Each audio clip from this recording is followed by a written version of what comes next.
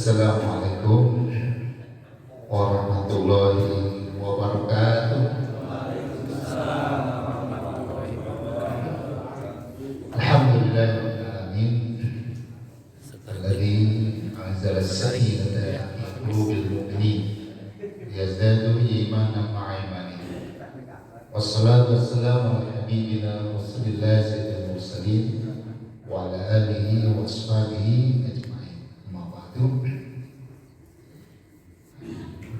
Para teman sekalian yang dimuliakan Allah Subhanahu wa taala, alhamdulillah mari kita terus memuji dan bersyukur kepada Allah Subhanahu wa taala atas limpah-limpah dan karunia-Nya dan juga hidayah dan inayahnya sehingga kita bisa terus istiqomah dan bersemangat dalam menjalankan amal-amal kebaikan, amal ibadah, termasuk melaksanakan kewajiban thalabul ilmi ya, melalui kajian-kajian yang kita lakukan.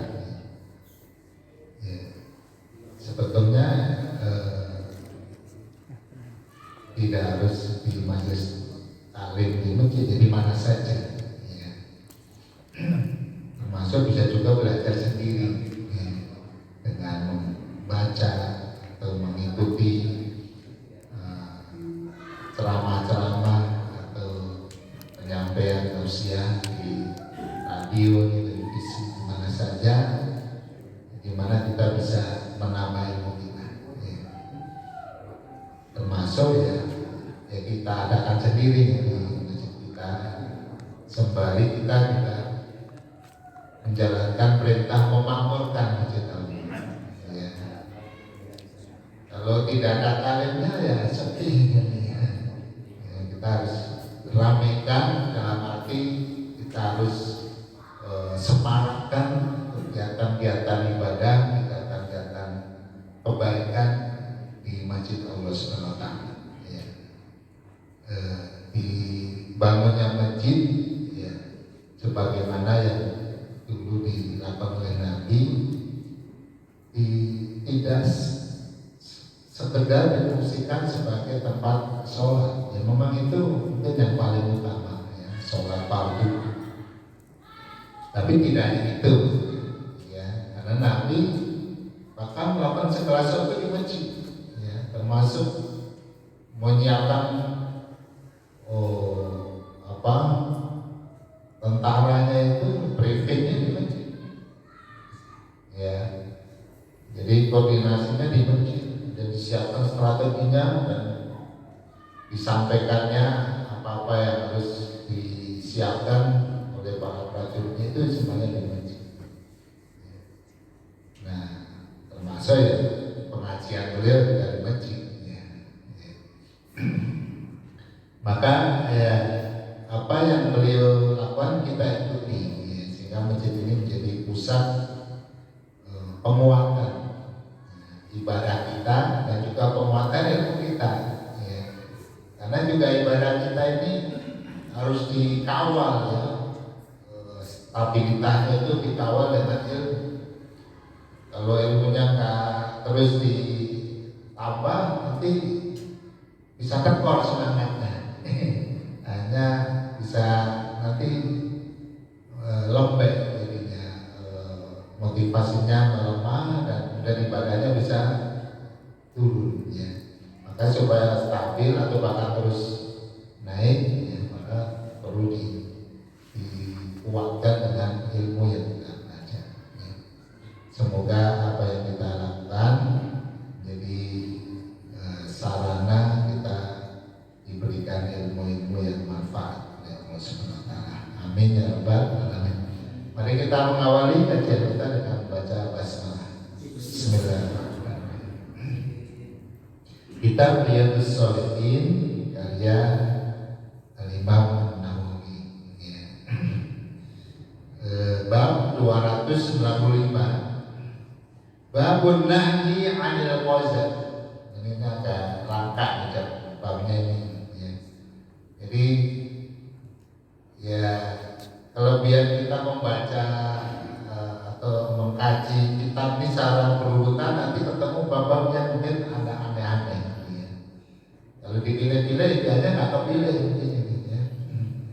Bab menerangkan tentang larangan koza. Nah, baru dengar ini koza apa koza ya. Wa halqu ba'dir rasi duna ba'din. Yang dimaksud koza itu adalah mencukur sebagian kepala ya, dan meninggalkan sebagian yang lain. Jadi ada yang bersih, ada yang masih tumpuk. Baik kan yang tumpuk di atas atau di samping, atau di belakang, atau di depan. Pokoknya ada sesuatu yang sangat kontras ya. Ada yang bersih, ada yang masih berjemur penuh atau purnamanya, dan membiarkan sebagian lainnya. Wa ibahatu halqi kullihi, dan bolehnya mencukur semua rambut bagi lirrajuli, bagi laki-laki. Boleh botak misalnya ya, seperti calon gubernur. Ya. Jadi kalau ada yang botak nanti ya tidak ada yang botak itu. Ada Ilham Habibie ya.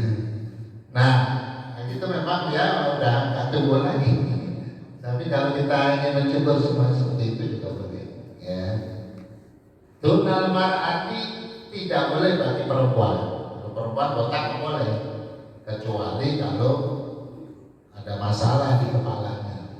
Misalnya ada penyakit dan tidak bisa tidak, kecuali harus dibersihkan rambutnya semuanya. Itu ya. Tapi kalau dalam keadaan normal wanita tidak boleh membotak rambutnya. Baik, para jamaah sekalian, mengawali tema ini tentang koza ya, kita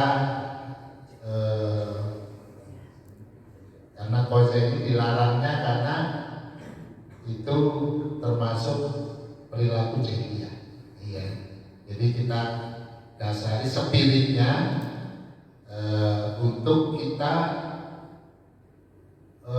punya tekad, punya keinginan kuat untuk menjauhi segala kejahilian ya, baik dalam keyakinan, dalam perkataan ya, dalam berpakaian, dalam model ya, masuk model rambut gitu ya.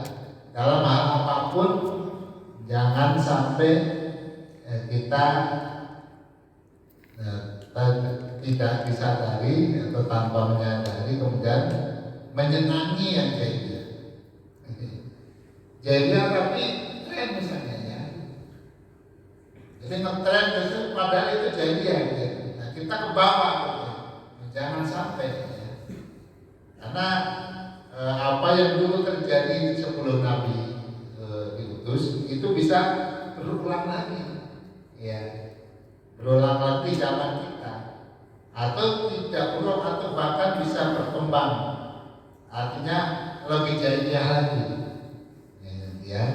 Seperti dulu orang membunuh anak perempuan ya, lahir perempuan malu dibunuh, dikubur hidup-hidup aja. Jahiliyah ya. Nah sekarang muncul lebih dasar lagi, lebih kejam lagi. Belum juga lahir dari udah dicekek ya, diambil, dihancurkan ya. Jadi belum juga lahir udah dimasukin alat, dipotong-potong ya. Kepalanya itu A1 kepala, tangannya, kaki putus-putus. Itu lebih jahat daripada yang orang jahiliyah ya. Nah itu diantaranya ya. Intinya mendasari tema ini adalah bagaimana kita betul-betul menjauhkan diri kita dari hal-hal yang jahiliyah ya. Mungkin ada muncul jahiliyah modern ya, yang tingkat kejahiliannya itu lebih parah ya. Nah, jahiliyah itu ya secara umum adalah perilaku atau gaya hidup yang bertentangan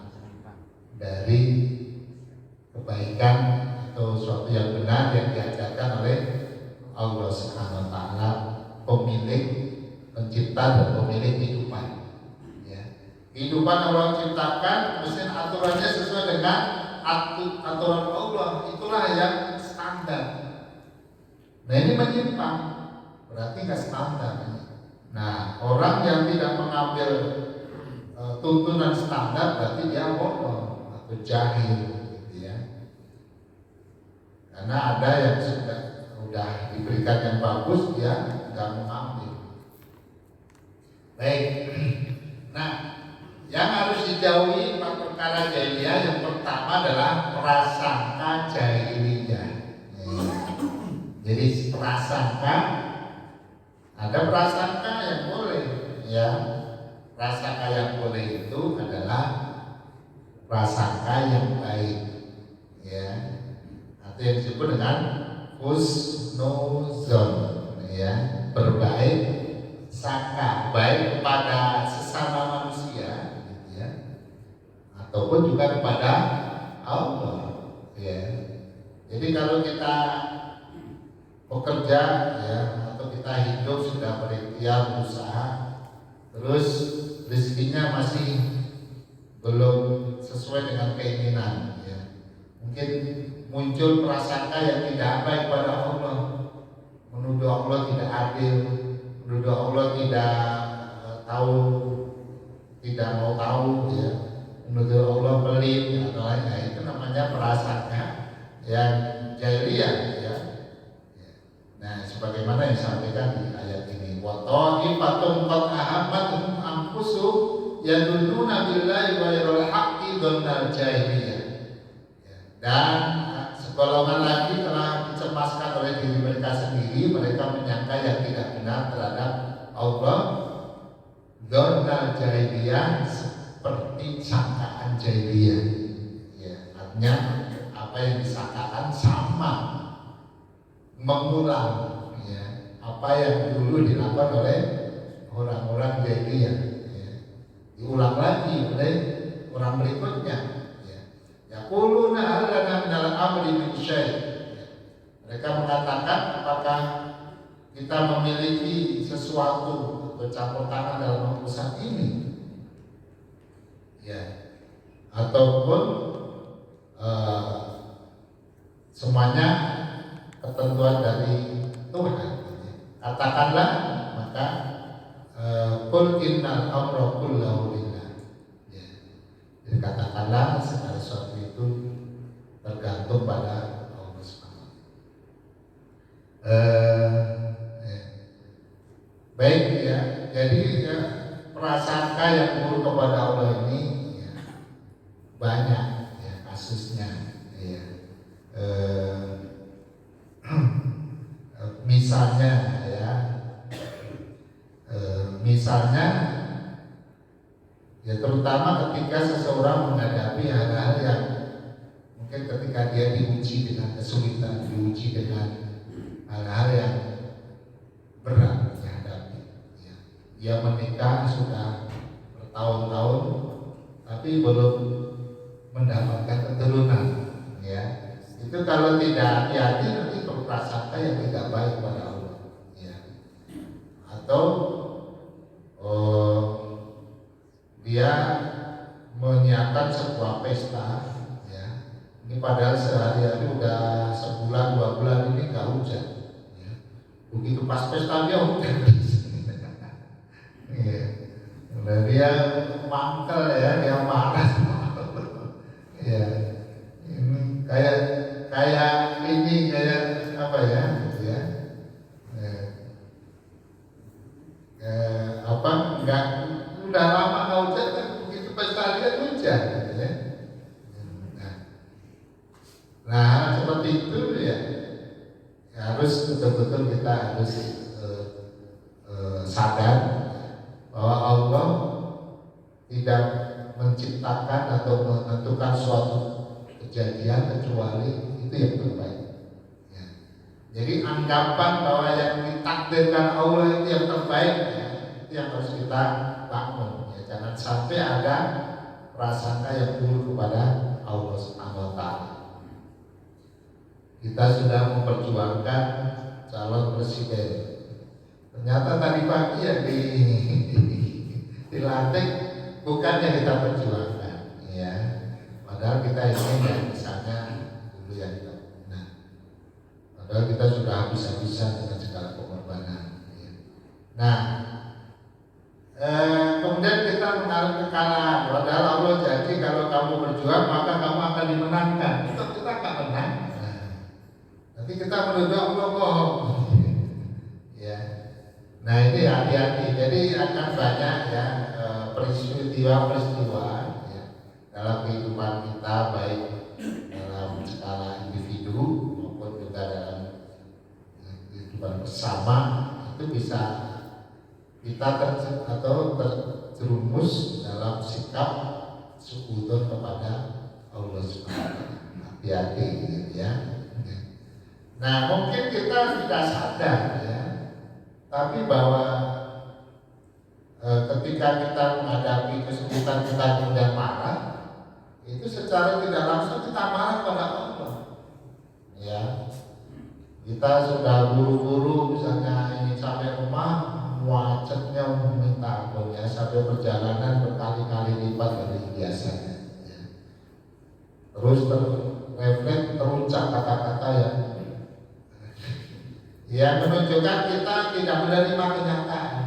Ya. Sial.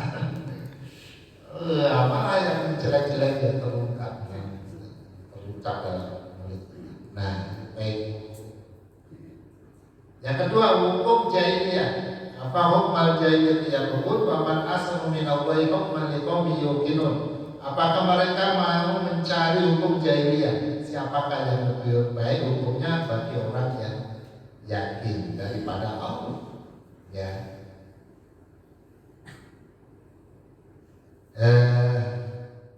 Jadi hukum yang baik, namanya ini hukum kan yang mengatur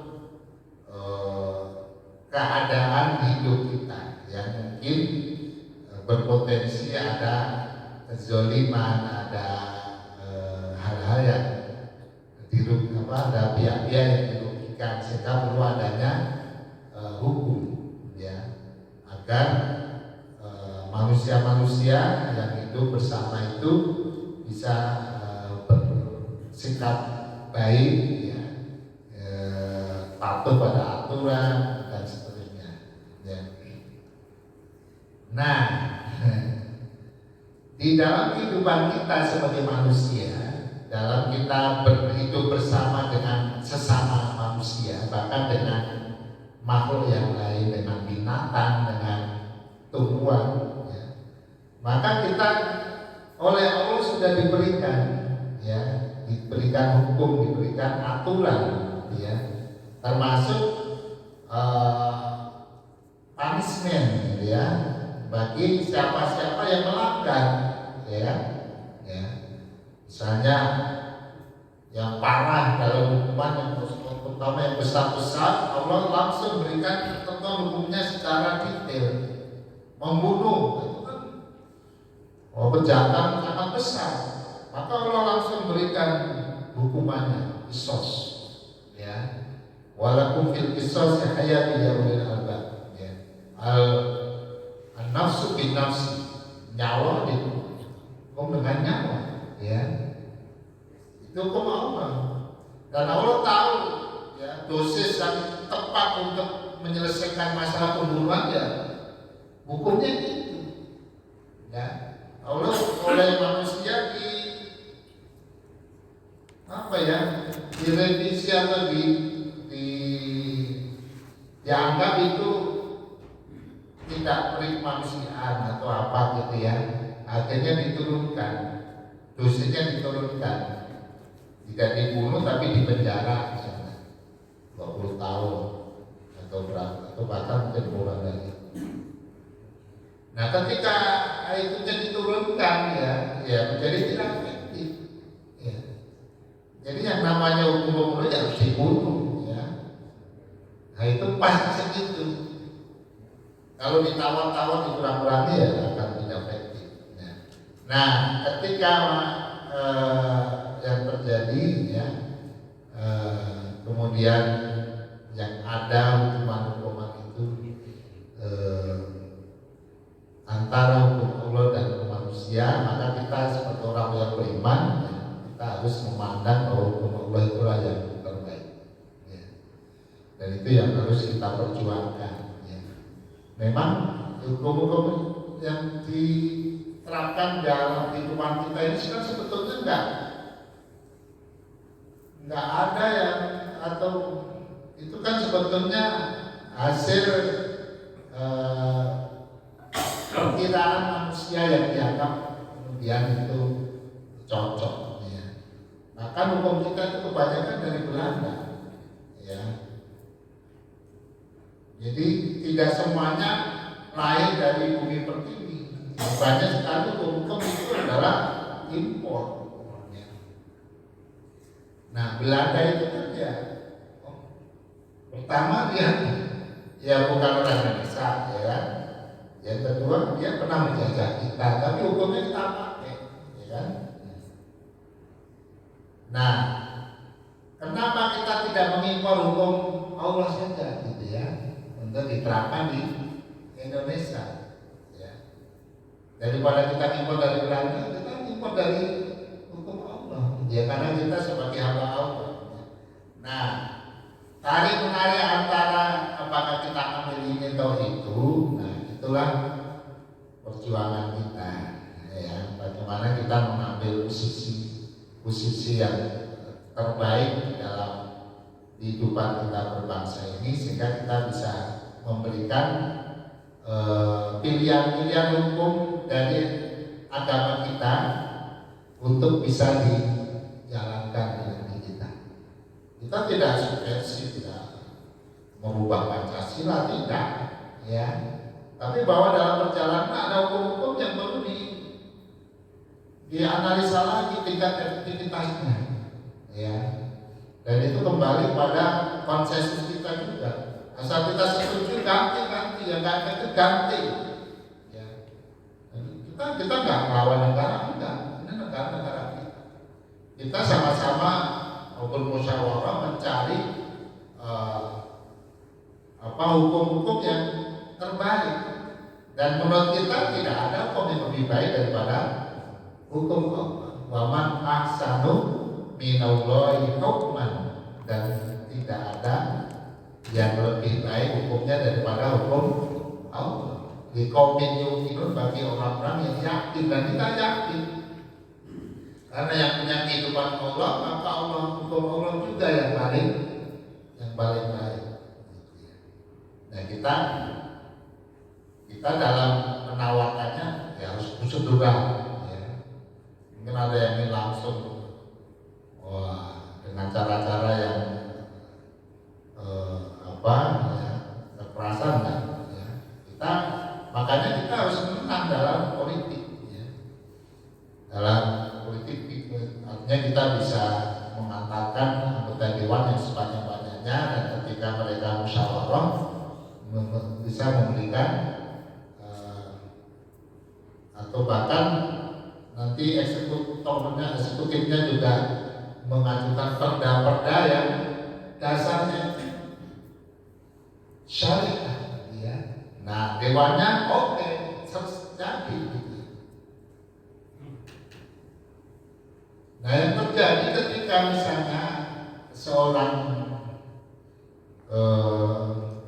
gubernur dengan timnya membuat perda-perda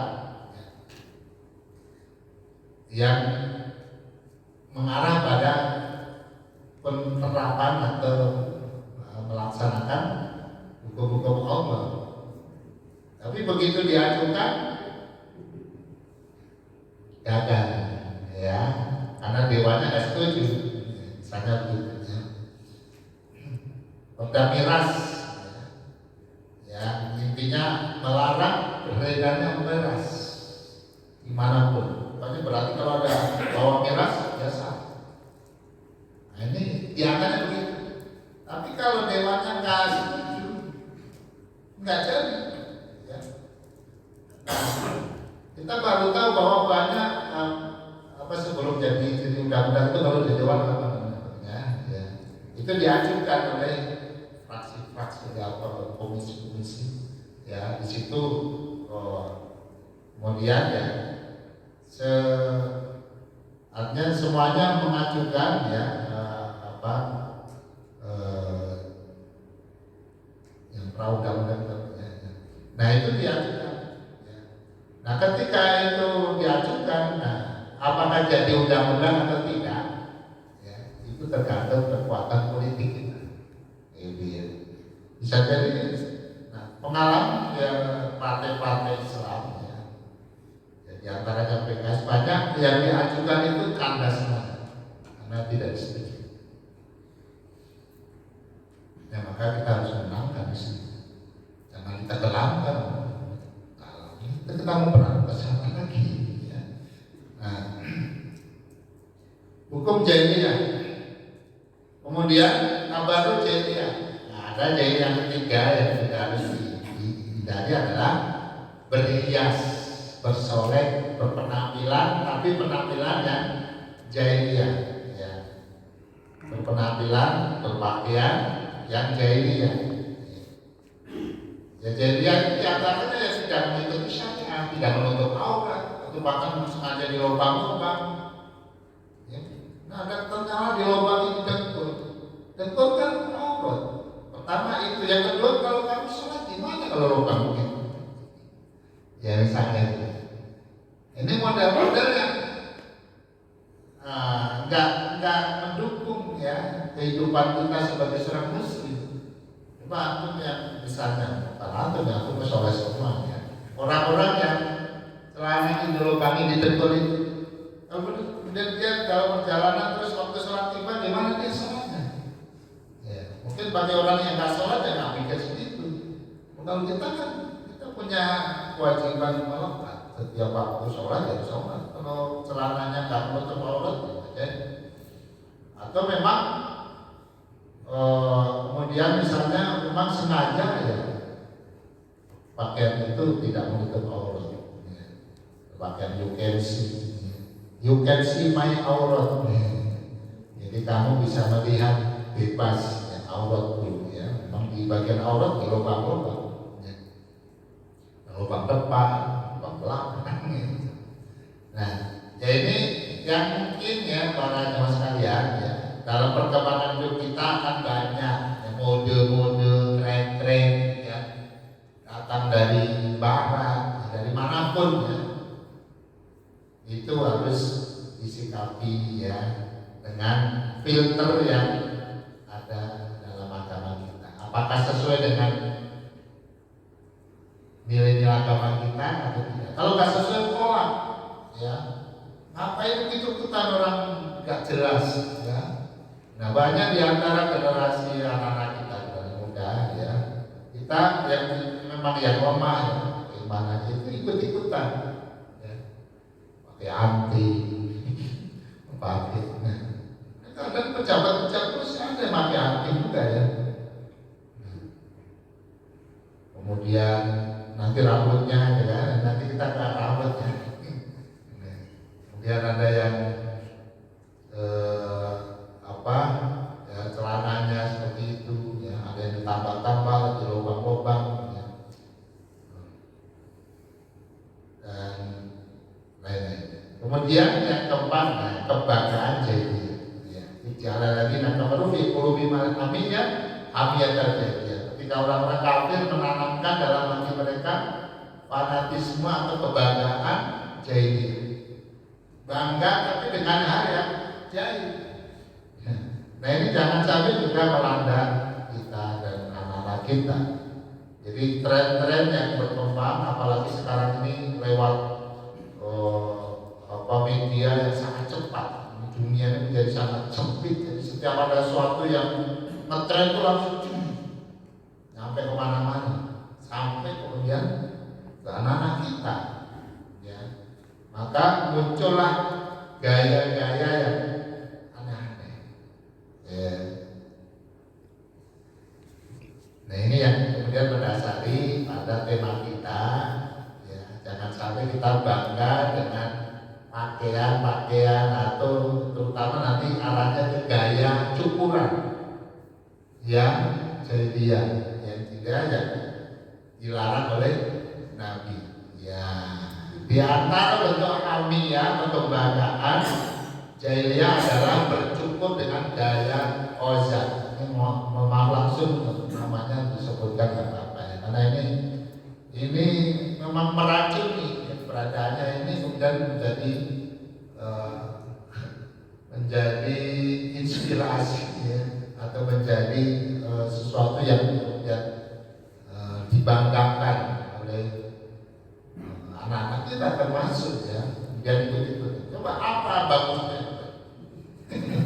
Kalau nanti melihat sesuatu yang bagus itu, ya. Karena nggak jelas yang nggak bagus itu apanya bagus. Ya. Terus ini pakai ini, ya apa ini? Cuplik atau ini? Ya. Apa bagusnya? Tapi ketika dia menjadi tren yang kemudian dipopulerkan oleh orang-orang terkenal, akhirnya ya orang ikut-ikutan. Karena yang diikuti itu sesuatu yang oleh agama kita sangat dilarang. Orang laki-laki pakai hiasan itu tak boleh, itu menyerupai perempuan. Ya.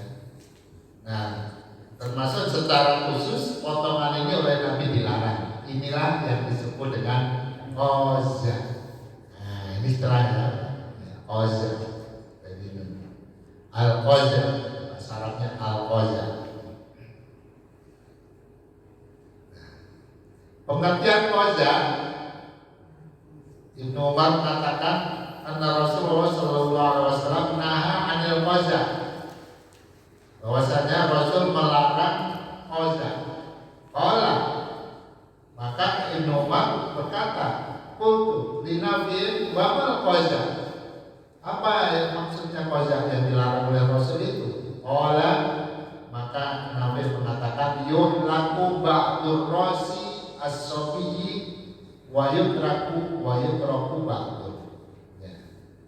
Yaitu dulu awalnya kozak itu kalau zaman jahiliyah dulu itu yang dicukur itu bayi, yang bayi-bayi anak kecil itu dikerjain oleh orang tuanya, cukuran rambutnya itu ada yang dibuat kozak. Tapi sekarang tidak banyak yang gede-gede juga ikutan kozak jadinya. Nah, jadi yang dimaksud kozak adalah menggundul sebagian kepala anak kecil dan meninggalkan sebagian lainnya.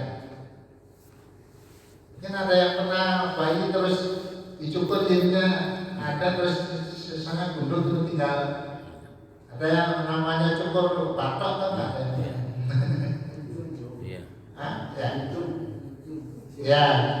Ya sini aja, sini bersih, itu nggak boleh. Ya, nah, itu orang mungkin dulu anak kecil kita waktu itu dikerjain orang tua jadi dikuncung gitu, ini doang ya tidak, ini video semuanya tinggal gitu ya, atau dibalik ya, ini cukur sini sisa. Nah, gitu.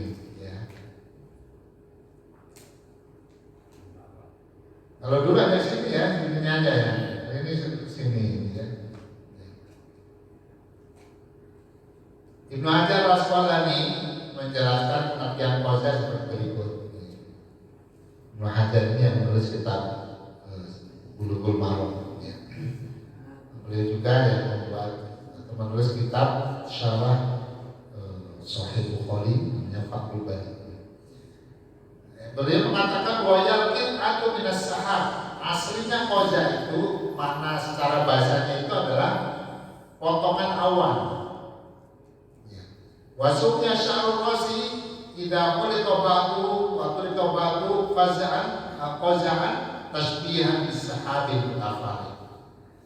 Dan rambut yang digundul sebagian dan dibiarkan sebagian yang lain ya, disebut kozak karena diserupakan atau mirip dengan awan yang terpisah, awan langit. Jadi ada apa ya, potongan-potongan awan seperti inilah. Nah, ya, potongan ini katakanlah yang putih ini rambut ya, ada yang dihilangkan, ada yang tersisa. Nah, seperti ini ya, jadi bersih terus ada ini sisa di sini seperti tadi ada yang atau yang nanti ada contoh. Ibnu Utsaimin rahimahullah berkata, al-qaza'u wa halqu ba'dir ra'si wa tarku ba'dihi. Ini ada model-modelnya dan semuanya adalah qaza, intinya mencukur sebagian dan meninggalkan sebagian yang lain. Pertama, ayyuk laku ghairu murattabin, ya. Kita langsung terjemahnya ya. Pertama, mencukur dengan tidak teratur, seperti mencukur bagian sisi kanan kepala, sisi samping, bagian depan dan bagian belakang. Prinsipnya adalah mencukur bagian kepala di sana sini, nanti dicukur. Jadi jadinya ya kayak jerapah juga ada bagian. Atau ditulis ya, tapi tulisan PDP apa.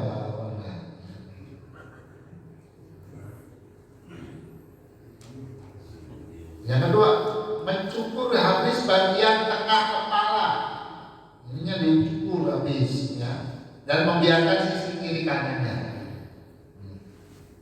Mencukur sisi kepala, kiri kanan dicukur, tengahnya dibiarkan. Ya, model pan ya, kayak yang tadi contoh pemain bola tadi ya. Ini sisanya. Mencukur kepala bagian depan dan membiarkan bagian lainnya. Boleh tumpuk, aneh-aneh.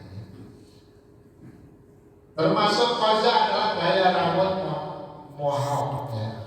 Yang ini ya, jadi gaya rambut yang terinspirasi dari gaya potongan rambut salah satu suku India di Amerika, yaitu suku Mohawk. Potongan rambut ini disebut oleh suku Mohawk sebagai potongan rambut scalp lock atau potongan mengunci kulit kepala. Gaya rambut Mohawk adalah sejenis gaya rambut ciri khas orang-orang suku Mohawk yang memotong habis bagian sisi kiri kanan sehingga menyisakan yang di tengah dari depan sampai belakang, yang sekilas seperti rambut kuda ya, yang hanya di punggung aja kan, ada rambut punggung sampai kepala sampai ekor. Kemudian gaya rambut Mohawk ini dipopulerkan oleh komunitas musik punk pada tahun 60-an di Inggris. Nah, gitu ya. Ada yang mau ikut-ikutan?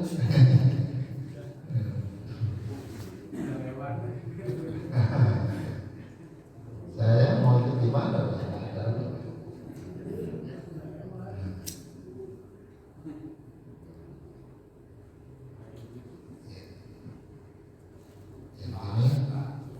Ada yang untuk tertarik kan? Lihatnya aja kita nggak suka ya. Nah, ada yang ditukarnya di tengahnya, dibiarkan ya samping kiri ya, jangan kiri kanan ya. Nah, coba bagusnya apa ya? Disisakannya di sini. Kuncuk ya, kuncuk ya. Ronaldo Brazil.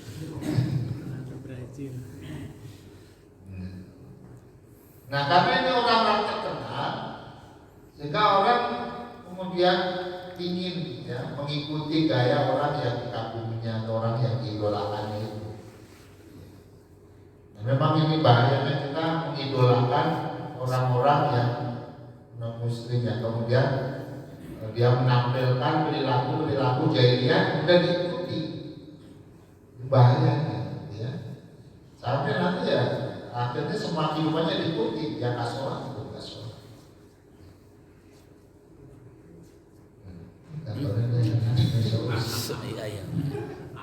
Muzilah. Nah, larangan qaza. Rasulullah melarang qaza. Ya, tentu kita lebih mementingkan ya apa yang dikatakan oleh Rasul daripada apa yang ditampilkan dan dipopulerkan oleh orang-orang terkenal. Ya, memang ini ya berat ya, ngajarkannya pada anak-anak kita, karena anak-anak anak kita itu mengidolakan orang seperti itu. Ya, mestinya cukuplah udah simpati mereka karena menang atau karena hebat dalam permainan bola, tapi jangan diikuti, gitu ya. Jangan diikuti sampai bentuk rambutnya diikuti. Ya. Jadi yang lebih baik nggak usah tertarik dengan orang-orang itu, asal itu orang yang non muslim nggak usah tertarik aja, mau terkenal dengan apapun. Ya, mestinya kita nggak usah cinta, ya. Atau tidak usah mengidolakan siapapun yang tidak beriman, ya. Karena Allah sendiri ya memberikan ketentuan bahwa seorang mukmin itu tidak boleh menyukai orang yang tidak beriman, walaupun itu saudaranya, walaupun itu kerabatnya, atau walaupun itu orang yang sangat cantik yang ingin dinikahinya. Tapi kalau dia non muslim jangan. Rasulullah melarang qazah. Rasulullah Shallallahu Alaihi Wasallam anil qazah. Rasul melarang qazah, itu cukup ya untuk kita tidak usah mengikuti ya tren itu, gaya-gaya itu.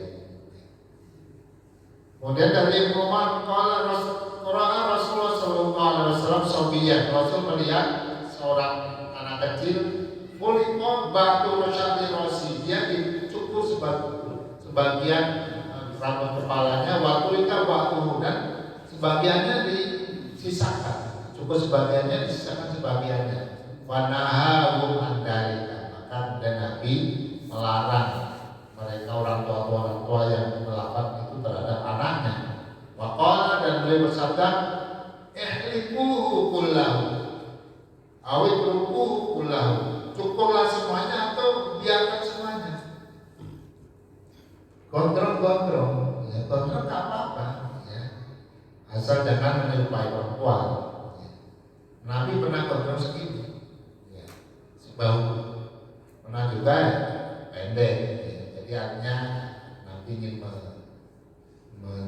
menyampaikan pesan dengan penampilannya itu bahwa seorang laki-laki itu ya boleh pendek, boleh gondrong, asal gondrongnya tetap kontrol sebagai seorang laki-laki, bukan kemudian dibelung kayak perempuan.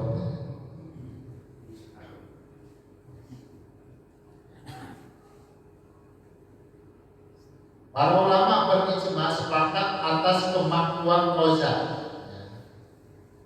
Tidak sampai haram, tapi ini tercela. Wajib ulama ala karahatil qazah, ulama bersepakat bahwa dilarangnya qazah itu dalam derajat makruh, tidak karena di mawadi mutafarriqah. Ya.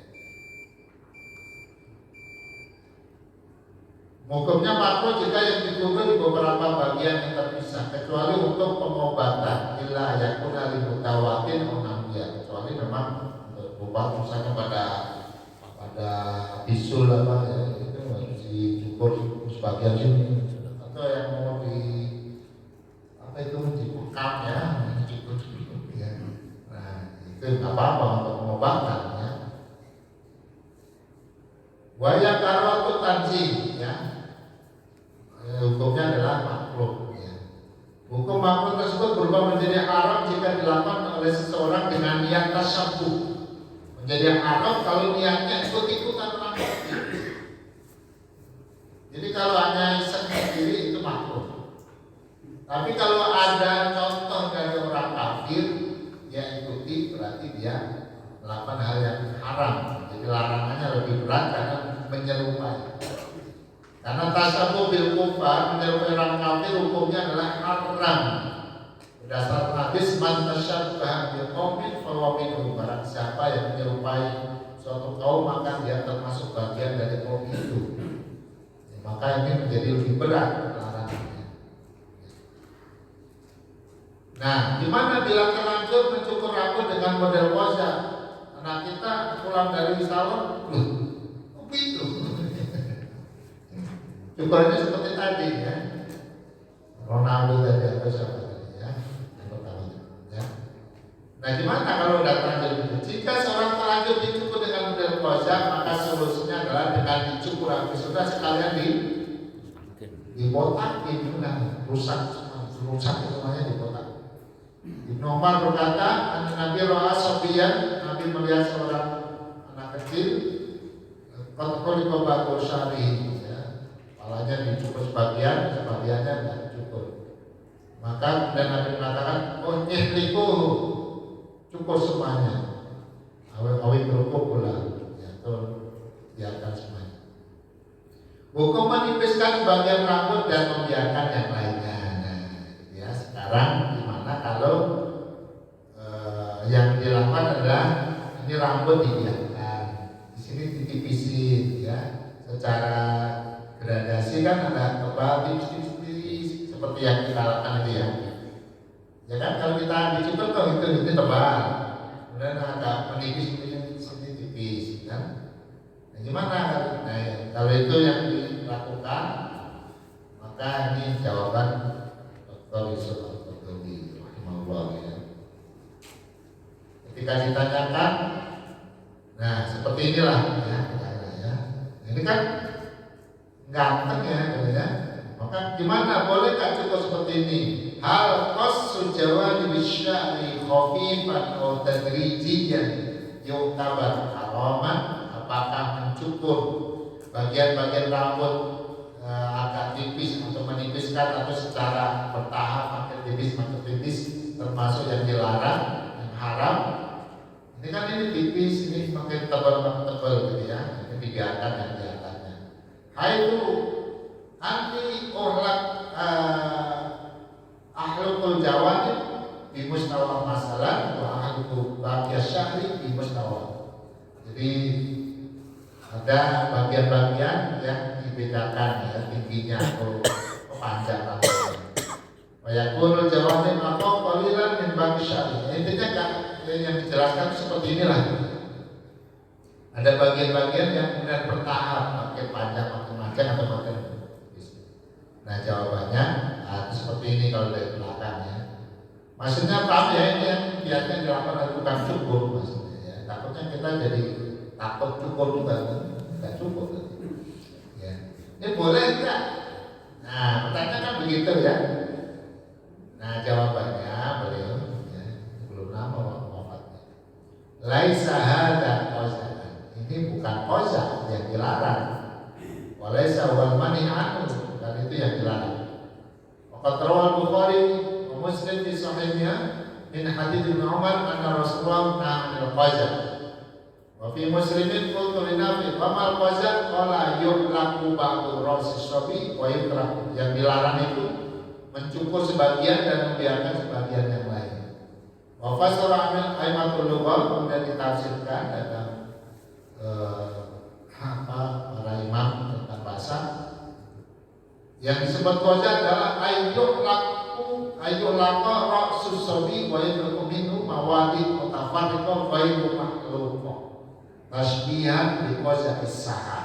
Yang dilarang adalah membiarkan rambut tertentu bagian mana saja, sisanya dicukur bersih seperti awan. Ya, awan itu kan langitnya bersih ya. Kemudian awan itu ibarat rambut yang ronok-ronok. Nah ini nggak boleh. Wakala Nawawi wa ajma ulama ala karwatil qaza idza kana fi mawadin mutafarriqah illa an yakuna al-mutawatir. Nah, amma takfifu ba'di syahri, adapun memendekkan di sebagian rambut ba'di akor, ada yang agak pendek seperti yang tadi digambar, fala yu'addu qaza'an kata Al-Qadhi, maka tidak disebut atau tidak termasuk qaza. Walaysa manhiyan dan tidak dilarang illa idza kana fi tasyabbuh bil kafirin. Tapi walaupun demikian, kalau bentuknya itu mengikuti gaya orang kafir, tetap dilarang atau ahli khusyuk. Wa mimma dzakara ulama fil hikmah min kalam al-baza fi tashwihan li khalqillah wa anna tasyabbuh bil yahud. Dan di antara kenapa itu bilang seperti itu, ya hikmahnya adalah kan yang sebetulnya kata suwi itu memperburuk apa yang diciptakan oleh Allah. Jadi mendingan dibiarkan, kontrak lebih baik daripada dicukur bagian-bagian begitu. Ya, jadi termasuk dan juga karena itu adalah menyerupai orang-orang Yahudi, perbuatan orang Yahudi. Ini juga semuanya sama, ya, bahwa apa yang misalnya ini langsung begitu. Soal Anisya Rosi dan tulus Syari Rosi 5 cm bahasa Arabnya ini. Homsu sentimeter itu bahasa Arabnya ini.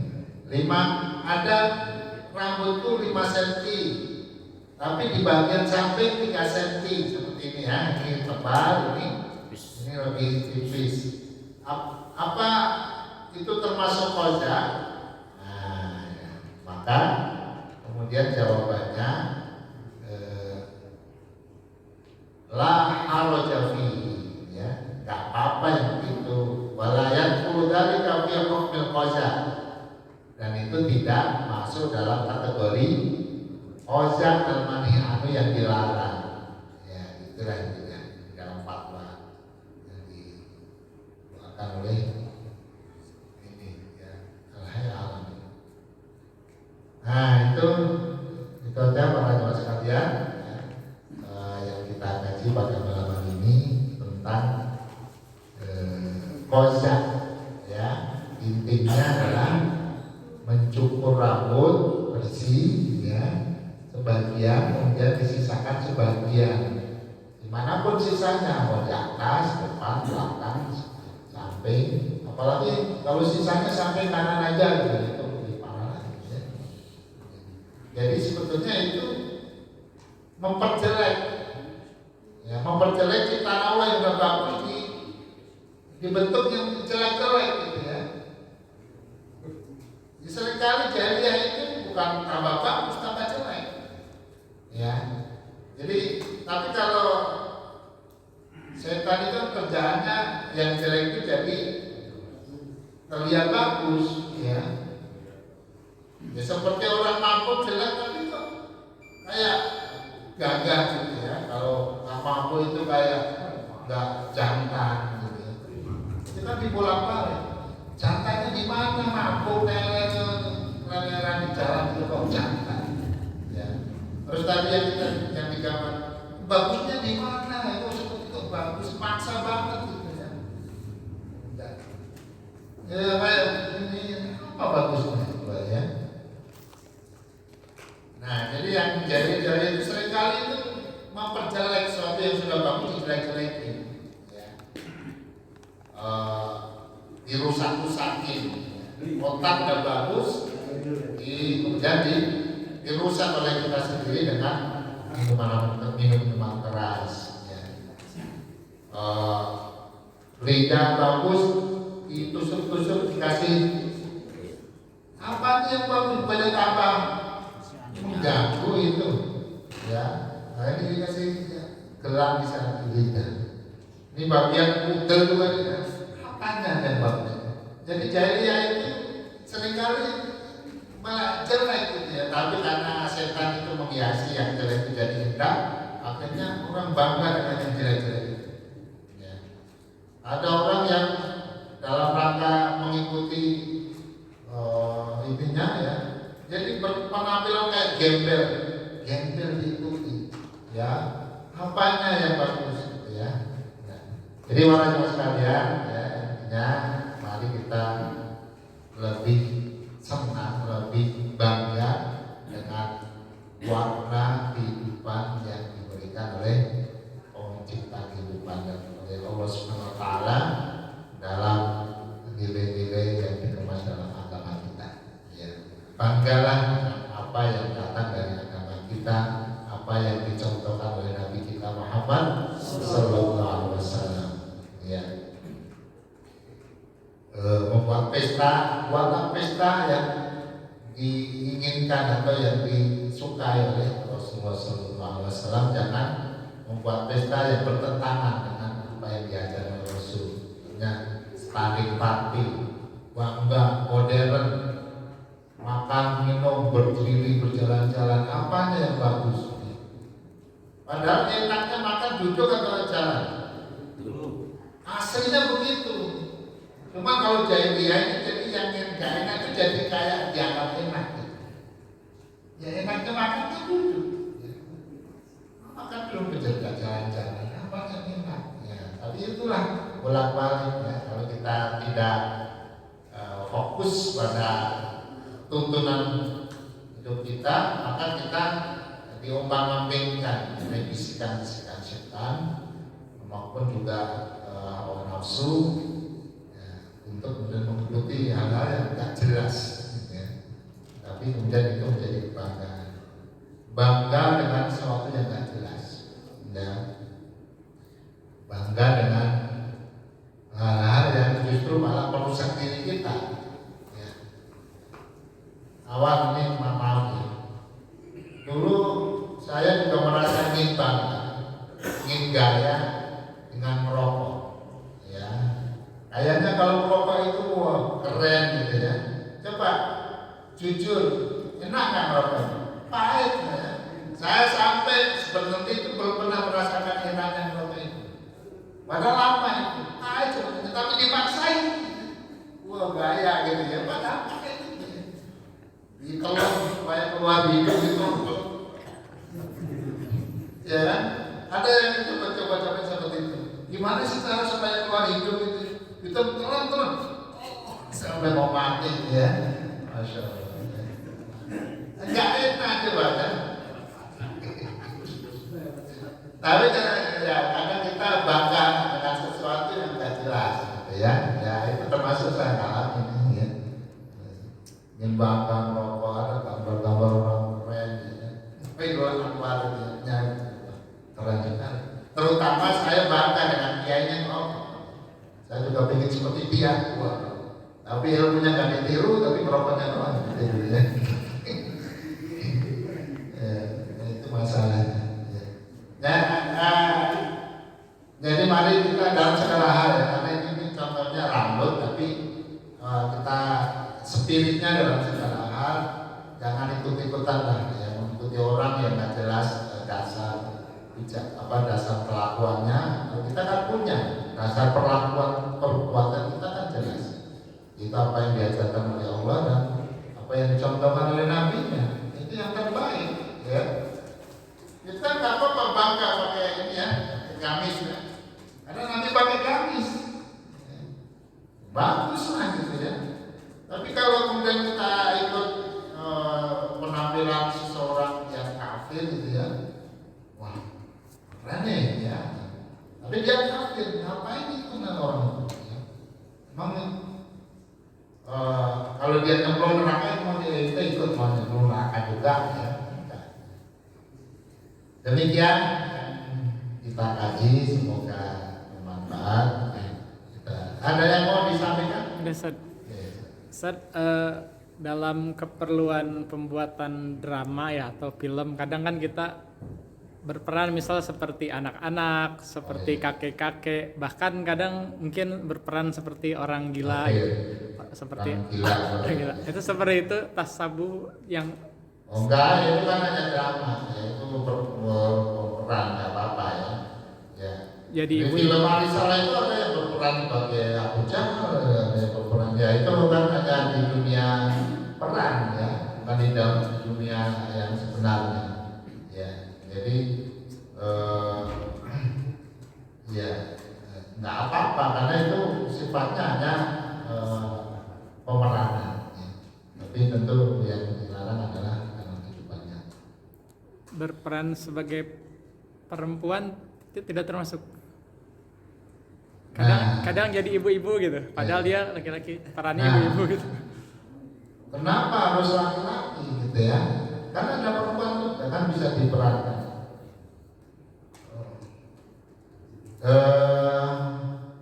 Itu sebenarnya nggak apa-apa ya dalam hal itu ya. Tapi kalau bisa ya, bisa untuk tidak takutnya nanti ke bawah dalam Kayak dulu misalnya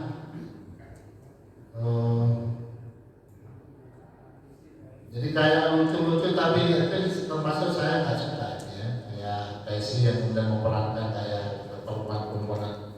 Nah, itu mungkin tidak dilakukan seperti itulah. Cari yang lucu yang lain lah gitu ya, yang bisa dibuat lucu selain yang